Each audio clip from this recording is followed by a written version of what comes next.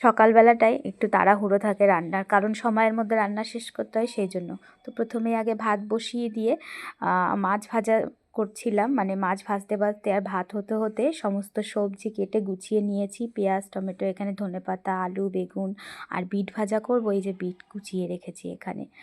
তো যাই হোক, এই যে মাছ কিন্তু কিছুটা এই যে ভাজা হয়ে গেছে, আর ওদিকে কিছুটা কিন্তু মাছ ভাজা চলছে, আমোদি মাছ।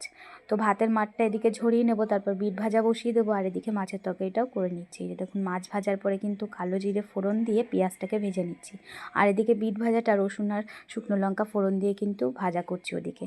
তো এই যে এখানে পেঁয়াজটা ভাজা ভাজা হয়ে গেলে এখানে আলুগুলো দিয়ে দিলাম, আর এখানে টমেটো, কাঁচা লঙ্কা সব দিয়ে একটু নাড়িয়ে চাড়িয়ে লবণ আর হলুদ দিয়ে দিলাম।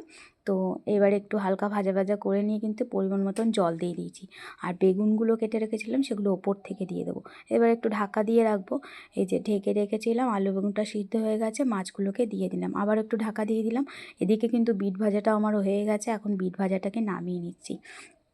তরকারিটাও প্রায় হয়ে এসেছে, এই যে লাস্টে ওপর থেকে ধনেপাতা দিয়ে নামিয়ে নিলাম। মাখা মাখা হয়ে গেছে দেখুন। তো এই যে রান্নাবান্না কিন্তু কমপ্লিট হয়ে গেছে। এখানে ভাত রয়েছে, ভাতের ঢাকনাটা খুলে রেখেছি, এখানে বিট ভাজা আছে আর এখানে তরকারি আছে। তো ভিডিওটা এই পর্যন্তই। কেমন লাগলো অবশ্যই জানাবেন।